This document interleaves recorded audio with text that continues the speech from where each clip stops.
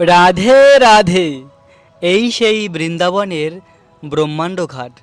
এই স্থানে ভগবান কৃষ্ণ তার সখাদের নিয়ে অনেক প্রেমময়ী লীলা করেছে। একদিন কৃষ্ণ ব্রহ্মাণ্ড ঘাটের মাটি খেয়ে নিয়েছিল, আর কৃষ্ণের সখারা মা যশোদার কাছে গিয়ে বলে দিয়েছিল, মাইয়া যশোদা, কানহাইয়া না মাটি খেয়ে নিয়েছে।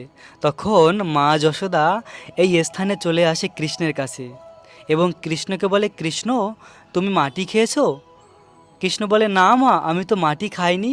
তখন মা যশোদা বলে, তুমি হাঁ করো, আমি দেখব তোমার মুখের ভিতরে তুমি মাটি খেয়েছো কিনা। তখন শ্যামসুন্দর কৃষ্ণ হাঁ করেছিল, আর কৃষ্ণের মুখে মা যশোদা অনন্ত কোটি ব্রহ্মাণ্ড গ্রহ নক্ষত্রকে দর্শন করেছিল। প্রিয় ভক্ত, এই সেই ব্রহ্মাণ্ড ঘাট যে স্থানে ভগবান কৃষ্ণ ব্রহ্মাণ্ডকে দর্শন করিয়েছিল। সেই